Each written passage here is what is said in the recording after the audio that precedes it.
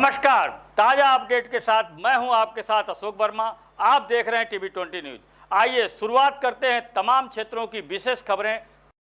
ये खबर आपको आजमगढ़ से दिखा रहे हैं, जहां पर निजामाबाद विधानसभा में कम्युनिस्ट पार्टी के उम्मीदवार घर घर जाकर एक नगद और वोट मतदान देने के लिए कह रहे हैं, जो पूरे क्षेत्र में चर्चा का विषय बना हुआ है। उन्होंने बताया कि मैं निजामाबाद क्षेत्र में 20 साल से क्षेत्रीय समस्याओं को लेकर हमेशा संघर्ष करता रहता हूं। निजामाबाद तहसील में अधिवक्ता के रूप में हमेशा गरीबों के फ्री में न्याय के लिए लड़ता रहता हूं, जिसके कारण क्षेत्र की जनता वोट के साथ एक नोट भी दे रही है, चाहे वह नोट कितने का भी हो। सुबह से शाम तक मेरा डिब्बा भर जाता है। उसी तरह से वोट भी डब्बे में भरकर हर गांव के लोग मुझे वोट भी देंगे। क्या कुछ कहा जितेंद्र हरि पांडे ने, आपको सुनवाते हैं।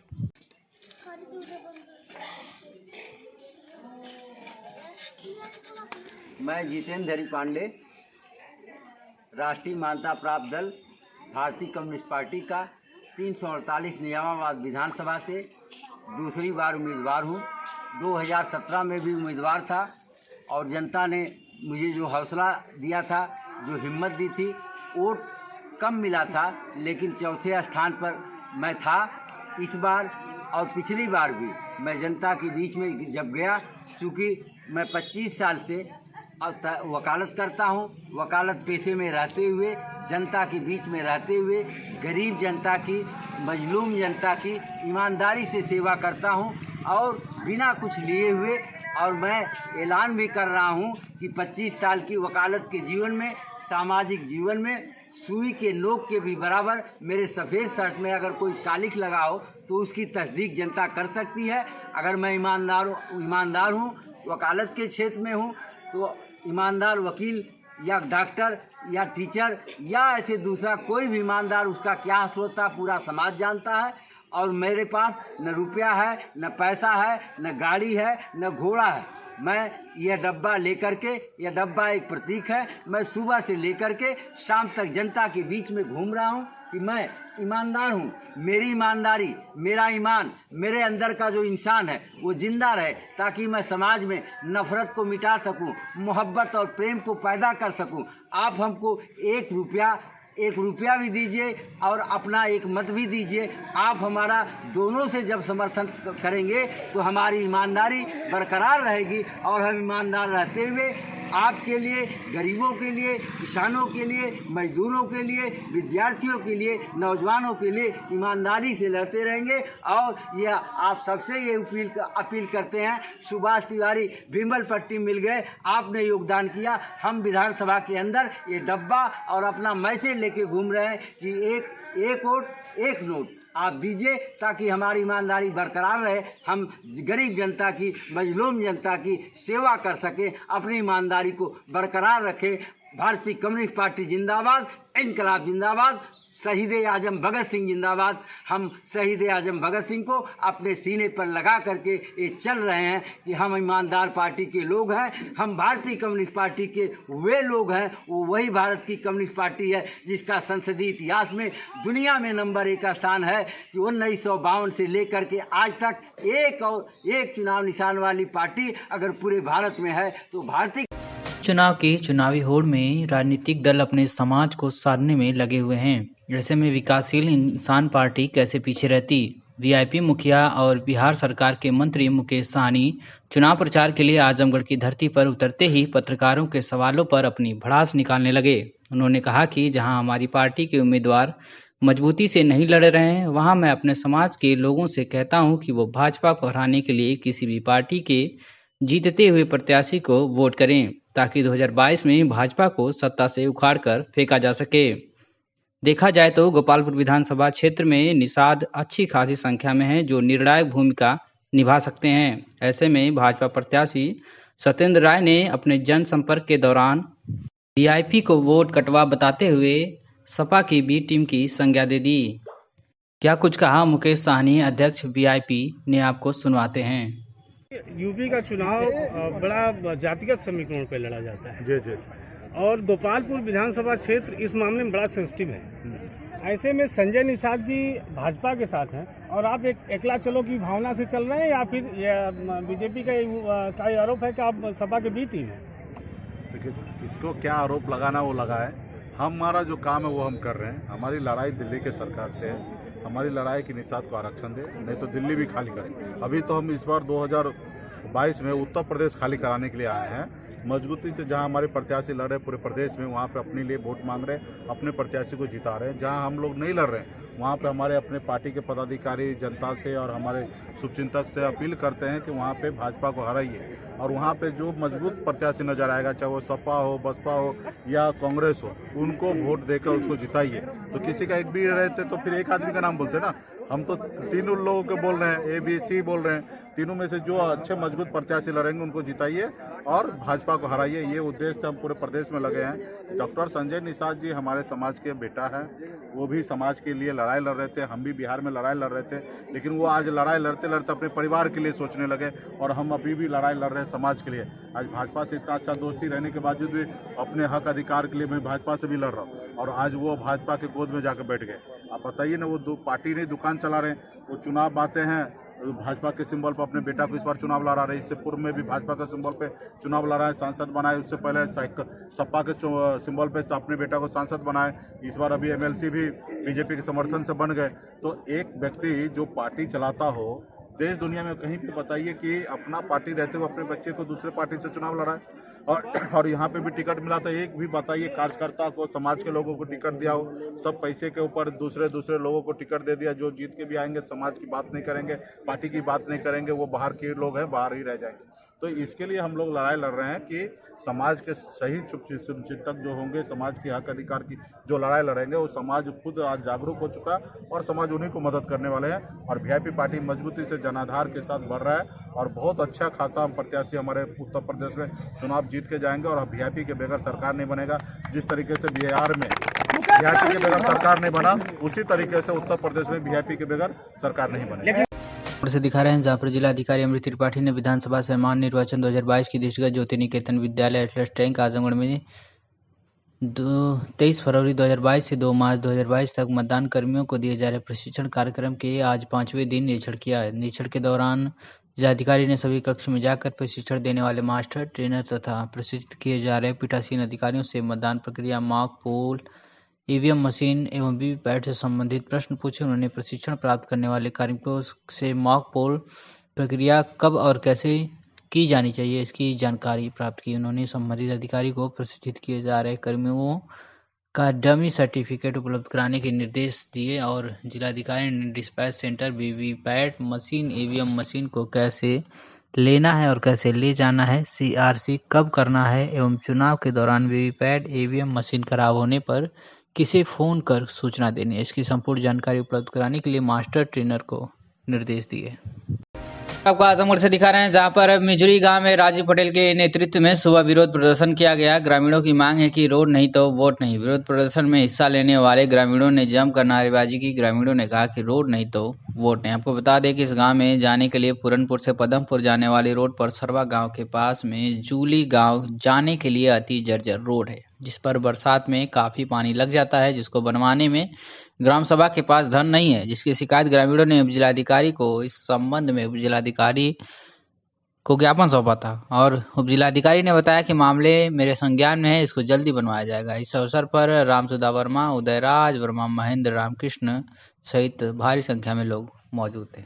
क्या नाम है आपका? श्रीपति देवी। कहाँ के रहने वाली है? मिझुरी के। क्या समस्याएं हैं? हमारा रोड जो है टूटा फूटा है, बारिश में पानी से भर जाता है, हमारे लोगों के आने जाने में बहुत दिक्कत होती है। कौन सा गांव बताया आपने? मिझुरी। कहाँ से रोड, कौन सा रोड, संपर्क मार्ग कौन सा है? शेरवा से। शेरवा से। जी। कितनी दूरी होगी है? यहाँ से 500 दूरी होगी। 500 मीटर। 500 मीटर। प्रधान या आपने किसी अधिकारी के यहाँ शिकायत आप लोगों ने की? बहुत शिकायत की है हमने, लेकिन कोई नहीं है रोड पर। आखिर कारण क्या रहा कि मतलब सारे रोड बन रहे हैं, रोड के बनने का क्या कारण रहा है? इस पे विवाद कोई नहीं किसी तरह का? विवाद तो बहुत हुआ। विवाद नहीं, इस पे खड़ंजा तो लगा हुआ है। लगा हुआ है। खड़ंजा बारिश के समय पानी में डूब जाता है। बारिश में डूब जाता है। हम लोग इसमें कितना पानी लगता है? कम कर यहाँ ही लगता है, कमर बराबर पानी जी लग जाता है। तो इस समय तो आपके मतलब चलने लायक नहीं है? नहीं है। तो आप लोगों ने आज कब से आपने इसके लिए प्रदर्शन किया? कितनी बार प्रदर्शन कर रहे हैं? कई बार हुआ है। कई बार हुआ था। आज यह समस्या कितने, अच्छा एक मिनट, ये समस्या कितने दिनों की है? बहुत दिन से समस्या कौन था रतन? क्या नाम है? सुनील मौर्य, सुनील मौर्य जी। किस गांव के निवासी हैं? मिझोरी। मेजरी। ये आप लोगों का जन सैलाब जो इस समय मतदाता जागरूकता से लेकर सरकारें बहुत कुछ कर रही हैं, जी आप लोग उस मतदाता जागरूकता एकदम विपरीत जा रहे हैं। जी जी। क्या कारण है, क्या रीजन है कारण यही है कि जब बाढ़ आ जाती है सीने बराबर पानी लग जाता है। इस रोड पे? हम लोगों को सेरवा, बूढ़नपुर, अतराय, ठाणे जाने का यही सटीक रास्ता है। एक और लिंक रोड है, हाईवे से मिझोरी आता है, लेकिन वो बाग में कुछ दूसरी ज़मीन है, खेत की ज़मीन है, तो वहाँ रोड बन नहीं सकता। यही हम लोग चाह रहे हैं कि बन जाए तो बढ़िया रहेगा, आने जाने में सुविधा रहेगी। ये देखिए माता जी गिर गई हैं, यहीं फिसल के इनका हाथ टूट गया है।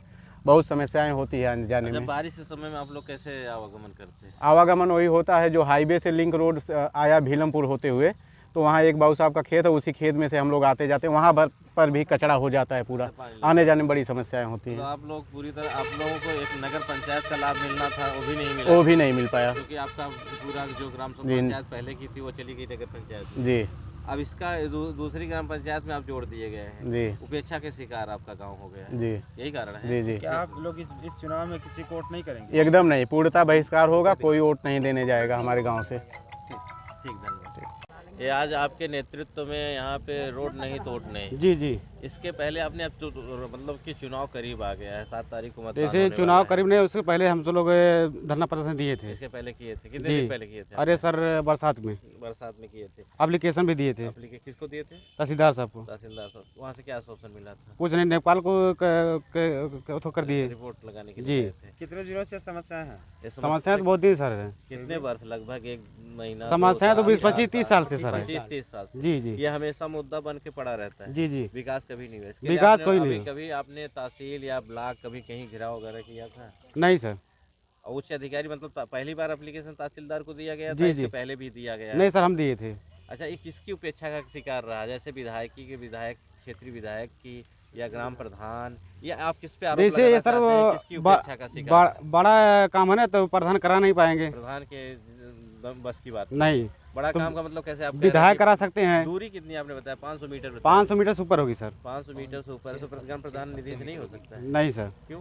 कारण क्या है? ऊंचाई इसकी ज़्यादा सर है। अच्छा, ऊंचाई इसको मतलब ऊपर करना है। ऊंचाई ज़्यादा जी जी। वही सर मान चलिए 5 से 6 फीट। किस योजना से हो सकता है काम? खबर आपको आजमगढ़ के गोपालपुर विधानसभा से दिखा रहे हैं, जहां पर गोपालपुर विधानसभा क्षेत्र के विधायक व समाजवादी पार्टी नफीस अहमद ने बिलरियागंज में डोर टू डोर जनसंपर्क कर लोगों से समाजवादी पार्टी के पक्ष में वोट करने की अपील की है। इस दौरान नफीस अहमद ने कहा कि योगी सरकार ने जनता को पूरे 5 साल परेशान करके रखा है। आज इनकी नीतियों से किसान से लेकर युवा तक परेशान है। ना ही किसानों को छुट्टा पशुओं से आराम मिल पा रहा है और ना ही नौजवानों को नौकरी। समाजवादी पार्टी ने हमेशा युवाओं का ध्यान रखा और किसानों की सुविधाएं प्रदान की हैं। 2022 के विधानसभा चुनाव में समाजवादी की सरकार बनी तो हम लोग किसानों, नौजवानों, व्यापारियों के हितों का ध्यान रखकर उनकी अपेक्षाओं पर खरा उतरने का प्रयास करेंगे। क्या कुछ कहा विधायक नफीस अहमद ने, आपको सुनवाते हैं। आवाम को पता चला, सारे लोग सड़क पे उतर आए मुझे अपनी दुआएं, आशीर्वाद देने के लिए, प्यार मोहब्बत देने के लिए। और जो प्यार मोहब्बत बिलरियागंज की सम्मानित जनता ने आज मुझे दिया है, पूरे कस्बे की, मैं सारे व्यापारियों का, सभी नौजवान साथियों का, सभी बुजुर्गों, दोस्तों का मैं शुक्रिया अदा करता हूं। और मुझे यकीन और भरोसा है कि आने वाली 7 मार्च को गोपालपुर की महान जनता फिर से एक बार मुझे अपनी सेवा करने का मौका देगी और आजमगढ़ की सबसे बड़ी जीत दिलाकर मुझे भेजने का काम करेगी। अध्यक्ष शिखा मौर्य के नेतृत्व में समस्याग्रस्त शिक्षिकाओं को चुनाव ड्यूटी से मुक्त कराने में सफलता मिली है।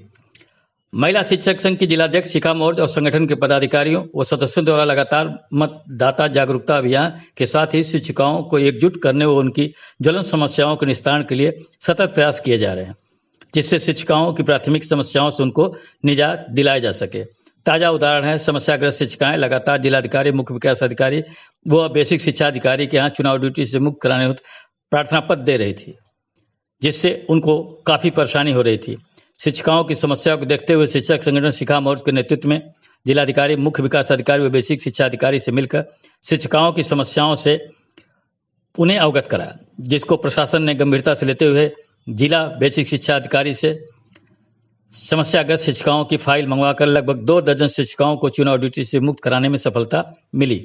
संगठन की नेता प्रतिभा श्रीवास्तव ने बताया कि अभी और समस्याग्रस्त शिक्षिकाओं की फाइलें बेसिक शिक्षा अधिकारी के माध्यम से जिला प्रशासन को भेजी जा रही हैं।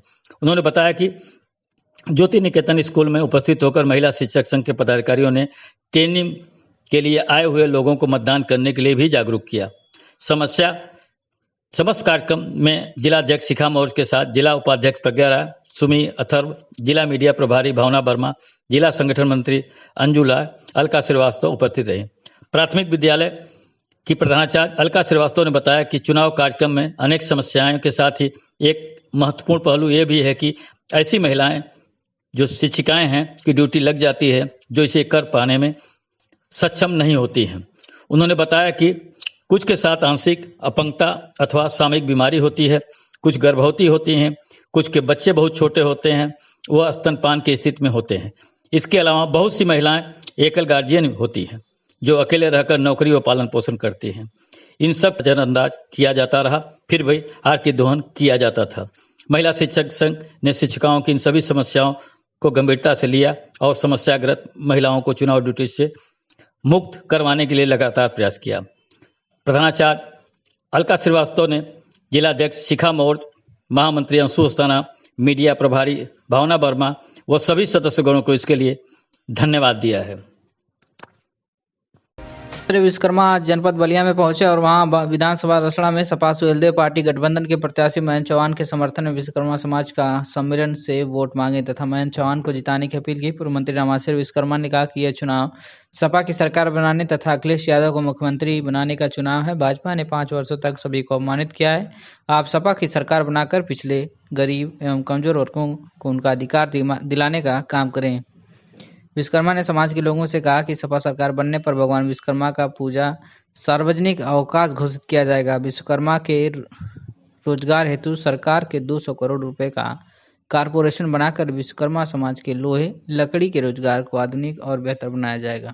वहीं उसके बाद रामाश्री विश्वकर्मा मऊ पहुंचे, जहां उन्होंने विधानसभा घोसी में सपा प्रत्याशी दारा सिंह चौहान के समर्थन में विश्वकर्मा समाज की सभा करके वोट मांगे तथा सभी लोगों से दारा सिंह चौहान को जिताने की अपील की। उन्होंने पूर्व मंत्री रामाश्री विश्वकर्मा ने कहा कि यह चुनाव सपा की सरकार बनाने तथा अखिलेश यादव को मुख्यमंत्री बनाने का चुनाव है। उन्होंने कहा कि भाजपा देश में लोकतंत्र और आरक्षण को समाप्त करना चाहती है। विश्वकर्मा ने कहा कि देश के संविधान को बचाने के लिए सभी पिछड़े, दलित व अल्पसंख्यक एकजुट होकर समाजवादी पार्टी को वोट करें और सपा की सरकार बनाकर भारत का भविष्य सुरक्षित करें। खबर आपको आजमगढ़ से दिखा रहे हैं, जहाँ पर निजामाबाद विधानसभा क्षेत्र में आज भारतीय कम्युनिस्ट पार्टी के नेशनल काउंसिल के मेंबर केडी सिंह झारखंड ने घर घर जाकर जनसंपर्क किया। उन्होंने बताया कि यूपी जाति धर्म की राजनीति चल रही लोगों को गुमराह कर राजनीतिक पार्टियों के लोग मतदान के लिए प्रेरित कर रहे हैं। उन्होंने बताया कि यहाँ पर किसी भी दल को बहुमत नहीं मिलेगा, इसके लिए सरकार में छोटे दलों की महत्वपूर्ण भूमिका रहेगी। उन्होंने सपा, बसपा, भाजपा, कांग्रेस सभी पार्टी के लोग का लुभावना घोषणा पत्र बताकर मतदाताओं को आकर्षित करने का प्रयास कर रहे हैं, लेकिन मतदाता जहां पर कम्युनिस्ट पार्टी का संघर्षशील प्रत्याशी है उसी को जिताने का मन बना चुका है। क्या कुछ कहा केडी सिंह ने, आपको सुनाते हैं। क्या नाम है सर? केडी सिंह सीपीआई के नेशनल काउंसिल के मेंबर हैं। कहाँ के रहने वाले हैं सर? झारखंड के। जी जी। तो सर निजामाबाद में किस उद्देश्य से आप आए हुए हैं? ये चुनाव प्रचारात्मक काम से आए हैं चुनाव के, और ऐसे उत्तर प्रदेश में हमारी पार्टी 35 सीटों से चुनाव लड़ रही है जी। और इसमें निजामाबाद सीट जो है सो बहुत ही गंभीर सीट है और इस सीट पर ज़्यादा फोकस है कम्युनिस्ट पार्टी का। और भी सीटों पर फोकस है, लेकिन इस सीट को भी हम लोग जो है से बहुत आगे रख रहे हैं। और यहाँ से हमारे जो है से उम्मीदवार जितेंद्र हरि पांडे जी खड़े हैं और जितेंद्र हरि पांडे जी लगातार गांव में संपर्क कर रहे हैं, लोगों से मिल रहे हैं, किसानों से मिल रहे हैं। और हमारी पार्टी को जो लोग यह कहते हैं कि हमारी पार्टी जो है से बहुत पीछे चली गई है, इससे हम लोग सहमत नहीं है, क्योंकि आज भी हम संघर्ष में आगे हैं। और लोग जो कुछ कहते हैं, कुछ लोगों को कहते हैं कि ये तो वोट काटने के लिए खड़ा है, लेकिन ये नहीं कहते हैं कि और जो पार्टियां हैं सो देश लूटने के लिए भी खड़े हैं।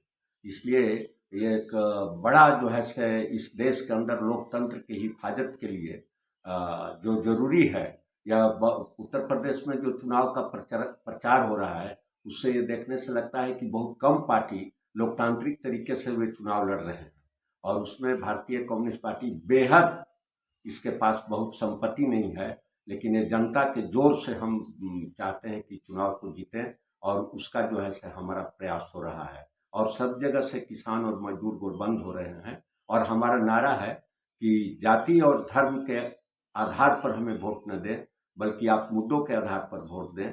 आप हसियाबाल जो किसानों का, मजदूरों का जो चुनाव चिन्ह है, इस देश का सबसे ओल्डेस्ट चुनाव चिन्ह है, इस देश में सबसे पुराना जो चुनाव चिन्ह है, जिसको लेकर के पूरे देश के अंदर जो एक स्वाभिमान है, तो उस स्वाभिमान की रक्षा के लिए भी जो है से हम इस चुनाव को जीतना चाहते हैं। सर 35 में कितने सीट निकलने की उम्मीद है आपको?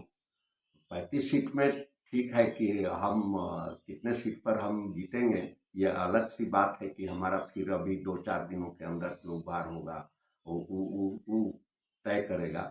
लेकिन हम समझते हैं कि हम लोग जो है से 10 सीट जीतने की स्थिति में है, और इसके बाद जो भी हो चुनाव के नतीजे आएंगे तो वो देखे जाएंगे। सर अगली रणनीति और आपको आजमगढ़ से दिखाना है, जहां पर जिलाधिकारी के निर्देश के क्रम में आगामी विधानसभा सामान्य निर्वाचन 2022 में जनपद में मतदान प्रतिशत को बढ़ाने के लिए मतदाता जागरूकता अभियान चलाया जा रहा है। आपको बता दें, जिलाधिकारी के अनुरोध पर समस्त निजी माध्यमिक एवं प्राथमिक विद्यालयों के छात्र छात्राओं एवं अध्यापकों तथा स्वयं सहायता समूह के दीदियों द्वारा गाँव-गाँव जाकर महिला मतदाताओं एवं आमजन को मतदान एवं मत प्रतिशत बढ़ाने के लिए जागरूक किया जा रहा है।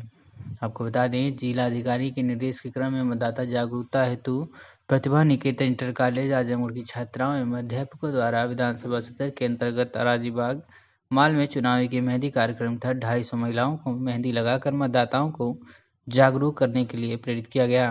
एवं फातिमा हिंद बालिका इंटर कॉलेज माहौल द्वारा विधानसभा फूलपुर पवई के अंतर्गत प्राथमिक विद्यालय खैरुद्दीनपुर अली अजीम बूथ पर चुनाव के मेहंदी कार्यक्रम तहत 42 महिलाओं के हाथों में मेहंदी लगाकर मतदान हेतु जागरूक किया गया।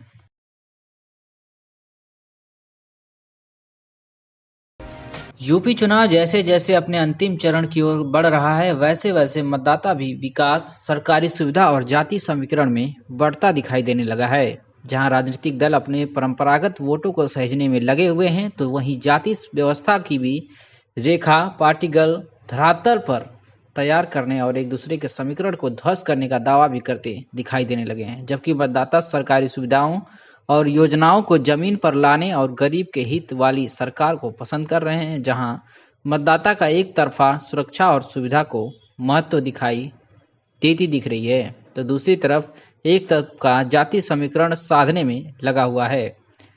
मीडिया जनता से बातचीत करने पहुंचे हमारे टीवी 20 न्यूज के संवाददाता राजनारायण मिश्रा ने